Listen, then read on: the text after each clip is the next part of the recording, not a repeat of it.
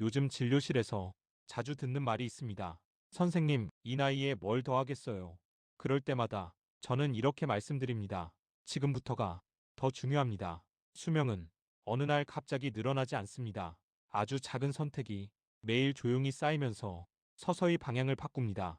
오늘 말씀드릴 첫 번째 습관은 격한 운동이 아닙니다. 헬스장 등록도 마라톤도 아닙니다. 은근한 움직임입니다.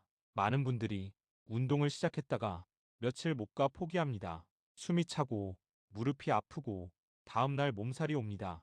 그래서 나는 운동 체질이 아니야 라고 결론을 내립니다. 하지만 심장은 다르게 반응합니다. 심장은 강한 자극보다 지속적인 자극을 더 좋아합니다. 혈관도 마찬가지입니다. 짧게 격하게 움직이고 나머지 시간을 앉아 있는 것보다 조금 덜 힘들게 자주 움직이는 것이 훨씬 안정적입니다. 특히 식후 10분, 20분이 생각보다 큽니다. 식사를 하고 나면 혈당이 오릅니다. 그 상태로 그대로 앉아 있으면 혈관은 작은 충격을 반복해서 받습니다. 하지만 가볍게 걷기만 해도 근육이 당을 먼저 가져갑니다. 혈당이 천천히 올라갑니다. 혈관에 가는 부담이 줄어듭니다. 10분으로 뭐가 달라지겠어요? 이 질문을 많이 받습니다. 그 10분이 하루 3번이면 30분입니다. 일주일이면 210분입니다. 1년이면 무시할 수 없는 시간입니다. 수명은 이런 계산에서 갈립니다. 또 하나, 앉아 있는 시간을 줄이셔야 합니다. 하루 종일 운동할 필요는 없습니다. 대신 1시간에 한 번 자리에서 일어나 23분만 움직이십시오. 창문을 열어보고 물을 마시고 가볍게 어깨를 돌리십시오. 이 작은 움직임이 혈관 안에 고여있던 피를 흐르게 합니다. 혈액이 흐른다는 건 산소가 돈다는 뜻입니다. 산소가 돈다는 건 세포가 덜 지친다는 뜻입니다. 진료실에서 혈압이 잘 조절되는 분들을 보면 특별한 운동을 하는 경우는 의외로 많지 않습니다. 대신 자주 움직입니다. 계단을 한 층이라도 이용하고 집안일을 미루지 않고 장 보러 걸어갑니다. 운동이라고 생각하지 않습니다. 그냥 생활입니다. 이 차이가 10년 후를 바꿉니다. 격하게 운동했다가 그만두는 것보다 조용히 꾸준히 움직이는 것이 더 오래 갑니다.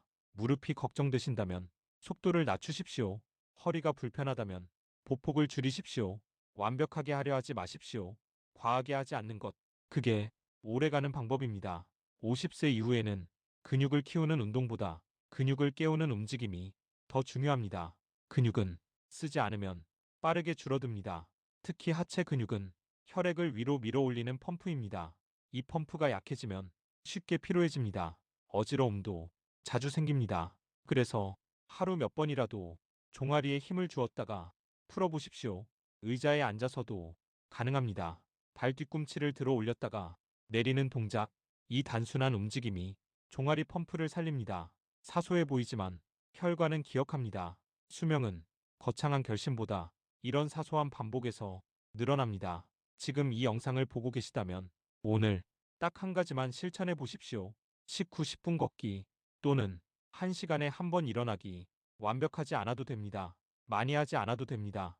대신 끊기지 않게 그렇게 조용히 쌓이면 어느 순간 몸이 먼저 답을 줍니다. 숨이 덜 차고 다리가 덜 붓고 잠이 조금 편해집니다. 그 변화가 시작입니다. 수명은 요란하게 늘어나지 않습니다. 조용히 그러나 확실하게 생활 속에서 늘어납니다. 이제 두 번째 이야기입니다. 많은 분들이 무엇을 먹어야 오래 삽니까? 이 질문을 가장 많이 하십니다.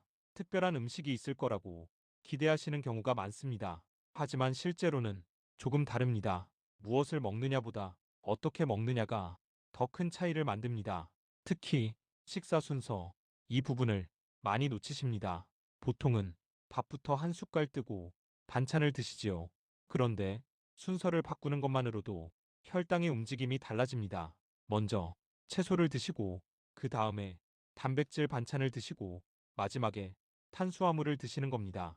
왜 그럴까요? 채소에는 식이섬유가 많습니다. 이 식이섬유가 위와 장에서 속도를 늦춰줍니다. 당이 한 번에 확 올라가지 않게 막아주는 역할을 합니다. 단백질도 마찬가지입니다. 고기, 생선, 두부 같은 음식이 흡수 속도를 완만하게 만듭니다. 그 상태에서 밥을 드시면 혈당이 천천히 오릅니다. 혈당이 급격히 오르지 않으면 혈관이 덜 놀랍니다. 인슐린도 과하게 분비되지 않습니다. 이 작은 차이가 수년 동안 쌓이면 당뇨, 고혈압, 복부 비만의 위험이 달라집니다. 어렵지 않습니다. 순서만 조금 바꾸면 됩니다. 또 하나 중요한 건 속도입니다. 너무 빨리 드시는 분들이 많습니다. 10분 안에 식사가 끝납니다. 그렇게 되면 포만감을 느끼기도 전에 과식하게 됩니다. 우리 몸은 배부르다는 신호를 보내는데 시간이 필요합니다. 천천히 씹으시면 자연스럽게 섭취량이 줄어듭니다. 특별히 참지 않아도 80% 정도에서 멈추게 됩니다. 이 80% 포만감이 아주 중요합니다. 과식은 몸에 염증을 남깁니다. 특히 50세 이후에는 과식의 회복 속도가 느립니다. 젊을 때는 하루 지나면 괜찮았지만 이제는 며칠이 갑니다. 그래서 조금 남기는 습관이 오히려 몸을 살립니다. 또 한 가지 늦은 저녁 식사입니다. 밤늦게 드시고 바로 눕는 경우가 많습니다. 이때 위는 쉬지 못합니다. 혈당은 오르고 인슐린은 분비되고 몸은 회복 모드로 들어가지 못합니다. 수면의 질도 떨어집니다. 가능하다면 잠들기 3시간 전에는 식사를 마치시는 게 좋습니다. 배가 조금 고프면 따뜻한 물 한 잔 정도로 마무리하셔도 괜찮습니다. 몸이 가벼워집니다. 그리고 단백질 섭취를 너무 소홀히 하시면 안 됩니다. 나이가 들수록 근육은 쉽게 줄어듭니다. 근육이 줄면 기초대사가 떨어지고 혈당 조절 능력도 약해집니다. 매 끼니마다 손바닥 정도의 단백질은 챙겨보십시오. 계란 한두 개, 두부, 생선 한 토막도 좋습니다. 과하게 드실 필요는 없습니다. 조금씩 꾸준히가 중요합니다. 진료실에서 유난히 활력이 좋은 분들을 보면 거창한 식단을 하지 않습니다. 대신 순서를 지키고 천천히 드시고 과하지 않게 멈춥니다. 이게 전부입니다. 50세 이후에는 많이 먹어서 버티는 몸이 아니라 잘 조절해서 유지하는 몸으로 바뀌어야 합니다. 억지로 굶지 않아도 됩니다. 비싼 건강식을 찾지 않아도 됩니다. 지금 식탁에서 순서를 바꾸고 속도를 늦추는 것, 이 조용한 변화가 혈관을 편안하게 하고 췌장을 덜 피곤하게 하고 수면을 깊게 만듭니다. 그리고 이 모든 것이 수명을 조금씩 늘립니다. 오늘 저녁부터 한번 해보십시오. 최소한 젓가락 먼저 천천히 씹기, 80%에서 멈추기. 작아 보이지만 이 차이가 10년 뒤 몸의 표정을 바꿉니다. 이제 세 번째 이야기입니다. 많은 분들이 몸 건강은 챙기십니다. 걷기도 하시고 식단도 조절하십니다. 그런데 뇌 건강은 의외로 뒤로 미루십니다. 기억력이 조금 떨어져도 나이 들면 다 그렇지 하고 넘기십니다. 하지만 뇌는 다릅니다. 쓰지 않으면 정말로 빠르게 둔해집니다. 근육처럼 뇌도 사용해야 유지됩니다. 그렇다고 어려운 공부를 하라는 뜻은 아닙니다. 거창한 자격증이나 시험 준비를 말하는 게 아닙니다. 핵심은 낯선 자극입니다. 우리 뇌는 익숙한 것에는 에너지를 적게 씁니다. 늘 같은 길, 늘 같은 사람, 늘 같은 TV 프로그램. 편안하지만 자극은 적습니다. 가끔은 길을 바꿔 걸어보십시오. 늘 오른손으로 하던 일을 왼손으로 해보십시오. 처음엔 어색합니다. 그 어색함이 뇌를 깨웁니다. 새로운 연결이 만들어집니다. 이걸 신경가소성이라고 합니다. 조금 어렵게 들리지만 쉽게 말하면 뇌가 새 길을 만드는 힘입니다. 나이가 들어도 이 능력은 남아 있습니다. 다만 사용하지 않으면 약해집니다. 또 하나 중요한 건 손을 쓰는 활동입니다. 글씨를 써보십시오. 손으로 메모를 하거나 짧은 글을 적는 것도 좋습니다. 손과 뇌는 아주 밀접하게 연결되어 있습니다. 손을 정교하게 움직이면 뇌가 활발해집니다. 요즘은 휴대전화로 다 해결합니다. 편리하지만 뇌는 덜 움직입니다. 하루 10분이라도 직접 써보십시오. 일기 한 줄도 좋습니다. 기억나는 사람 이름을 적어보는 것도 좋습니다. 또 하나, 대화입니다. 사람과의 대화는 생각보다 강력합니다. 상대의 말을 이해하고 내 생각을 정리해서 말하는 과정. 이 과정이 뇌를 복합적으로 자극합니다. 혼자 TV를 보는 것과는 다릅니다. 가능하다면 일주일에 몇 번이라도 사람을 만나십시오. 꼭 많은 사람이 아니어도 됩니다. 한 사람과 깊이 이야기하는 것도 충분합니다. 진료실에서 유독 또렷하신 분들을 보면 활동 반경이 좁지 않습니다. 나이가 들어도 사람을 만나고 배우고 궁금해합니다. 이 나이에 뭘 더 배워요? 이 말은 너무 아쉽습니다.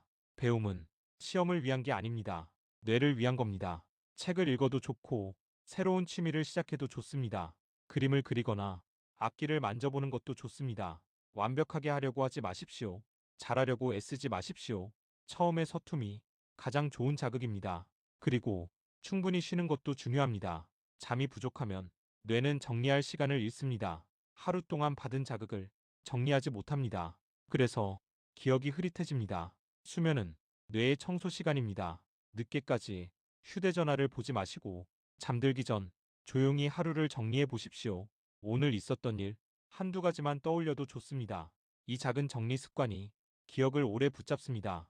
50세 이후에는 근육뿐 아니라 생각의 근육도 관리해야 합니다. 뇌는 갑자기 나빠지지 않습니다. 조용히, 서서히 사용량이 줄면서 둔해집니다. 반대로 조용히, 꾸준히 자극하면 오래 또렷하게 유지됩니다. 오늘부터 하루 10분만 새로운 자극을 주십시오. 길을 바꿔 걷고, 손으로 써보고, 사람과 대화하십시오. 이 작은 변화가 10년 뒤 머릿속의 말귀를 지켜줍니다. 이제 네 번째 이야기입니다. 50세가 지나면 가장 먼저 변하는 것이 근육입니다. 눈에 잘 보이지 않게 조금씩 줄어듭니다. 체중은 그대로인데 몸이 무거워지는 느낌. 예전보다 계단이 버겁고 앉았다 일어날 때 잠깐 힘이 드는 느낌. 이게 시작입니다. 근육이 줄어들면 단순히 힘이 약해지는 것만이 아닙니다. 혈당 조절 능력이 떨어지고 기초 대사가 낮아지고 피로가 빨리 옵니다. 그리고 무엇보다 낙상 위험이 커집니다. 나이가 들수록 큰 사고는 대부분 넘어지면서 시작됩니다. 그래서 지금부터 중요한 건 거창한 근육 만들기가 아니라 미세 근력을 지키는 일입니다. 미세 근력이라는 건 일상에서 계속 쓰는 작은 힘입니다. 의자에서 일어날 때의 힘, 계단 한 칸을 오르는 힘, 잠깐 균형을 잡는 힘. 이 힘이 수명을 지탱합니다. 하루 5분이면 충분합니다. 의자에 앉았다가 천천히 일어나 보십시오. 다시 앉고 다시 일어납니다. 처음에는 5번만 해도 허벅지가 묵직합니다. 그게 자극입니다. 이 동작 하나만으로도 허벅지 근육이 깨어납니다. 허벅지는 우리 몸에서 가장 큰 근육입니다. 이 근육이 살아있으면 대사도 활발해집니다. 또 하나, 발목과 종아리입니다. 발 뒤꿈치를 들었다가 천천히 내려보십시오. 벽을 잡고 해도 됩니다. 이 동작은 혈액을 위로 밀어 올리는 펌프를 강화합니다. 다리가 덜 붓고 어지러움도 줄어듭니다. 엉덩이 근육도 중요합니다. 엉덩이는 균형을 잡는 중심입니다. 옆으로 다리를 들어 올리거나 벽을 잡고 한 발로 서보십시오. 처음에는 흔들립니다. 그 흔들림이 신호입니다. 몸이 균형을 배우고 있다는 신호입니다. 무릎이 아프신 분들은 무리하지 마십시오. 속도를 줄이고 횟수를 줄이십시오. 중요한 건 자극을 끊지 않는 것입니다. 과하게 했다가 며칠 쉬는 것보다 조금씩 매일 하는 것이 훨씬 안전합니다. 진료실에서 연세가 많아도 자립이 잘 되시는 분들을 보면 공통점이 있습니다. 하체가 단단합니다. 걷는 속도가 너무 빠르진 않아도 흔들림이 적습니다. 이 차이가 10년을 가릅니다. 근육은 나이가 들수록 만들기보다 지키기가 중요합니다. 조금만 방심해도 빠르게 줄어듭니다. 그래서 매일 신호를 줘야 합니다. 아직 필요하다. 몸에 이렇게 알려주는 겁니다. 특별한 기구가 없어도 됩니다. 집에서 TV를 보다가도 할 수 있습니다. 광고 시간에 의자에서 일어나기, 양치할 때 발 뒤꿈치 들기, 설거지하면서 한 발로 서보기. 이런 동작이 관절을 지키고 근육을 지킵니다. 그리고 관절은 움직일수록 영향을 받습니다. 움직이지 않으면 뻣뻣해집니다. 아프니까 안 쓰고 안 쓰니까 더 아프고 이 악순환을 끊어야 합니다. 통증이 심하다면 전문의와 상의하셔야 하지만 가벼운 불편함 정도라면 오히려 부드럽게 움직이는 것이 회복에 도움이 됩니다. 50세 이후의 운동은 기록 경쟁이 아닙니다. 누가 더 많이 하는지가 아닙니다. 내 몸이 내일도 움직일 수 있도록 유지하는 일입니다. 하루 5분. 허벅지, 종아리, 엉덩이 이 세 군데만 살짝 깨워보십시오. 요란하지 않아도 됩니다. 조용히, 꾸준히 그렇게 쌓이면 어느 날 깨닫습니다. 예전보다 계단이 덜 힘들고 넘어질 것 같은 순간에 몸이 버텨줍니다. 그 순간이 바로 수명을 지키는 순간입니다. 이제 마지막 이야기입니다. 많은 분들이 운동과 식사는 챙기십니다. 그런데 회복은 놓칩니다. 몸은 움직일 때만 중요한 것이 아닙니다. 쉬는 시간에 정리되고 회복됩니다. 특히 50세 이후에는 회복 능력이 예전 같지 않습니다. 젊을 때는 하루 무리해도 다음날 괜찮았습니다. 이제는 며칠이 갑니다. 그래서 보이지 않는 회복 습관이 수명을 좌우합니다. 그중 첫 번째는 수면입니다. 잠은 그냥 쉬는 시간이 아닙니다. 혈관을 정리하고 뇌를 청소하고 면역을 조절하는 시간입니다. 잠이 얕으면 염증이 올라갑니다. 스트레스 호르몬이 높게 유지됩니다. 아침에 일어나도 개운하지 않습니다. 수면 시간을 억지로 늘릴 필요는 없습니다. 대신 질을 바꾸셔야 합니다. 잠들기 전 1시간은 조용히 보내십시오. 밝은 화면을 줄이고 뉴스나 자극적인 영상은 피하십시오. 따뜻한 물로 손을 씻고 조용한 음악을 틀어도 좋습니다. 몸이 이제 쉬어도 된다. 이 신호를 받아야 합니다. 또 하나 중요한 건 스트레스 관리입니다. 스트레스는 눈에 보이지 않지만 혈관을 수축시키고 염증을 올립니다. 완전히 없앨 수는 없습니다.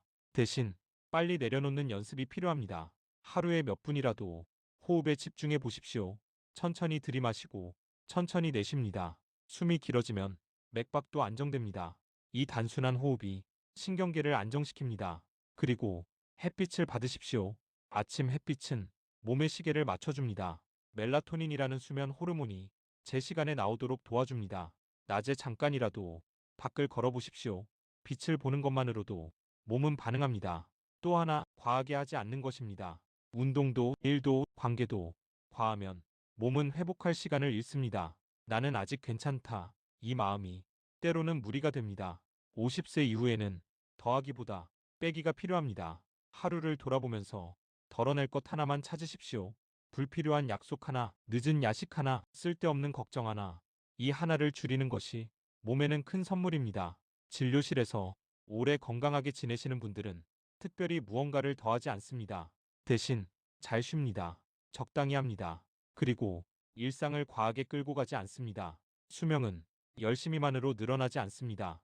잘 쉬는 사람에게 조금 더 머뭅니다. 오늘 밤 잠들기 전 휴대전화를 조금 일찍 내려놓아 보십시오. 창밖을 잠깐 바라보고 하루를 천천히 정리해 보십시오. 그리고 이렇게 생각해 보십시오. 오늘은 이만하면 됐다. 이 한 문장이 몸을 풀어줍니다. 조용히 그러나 분명하게 회복을 챙기는 사람에게 시간은 조금 더 머뭅니다.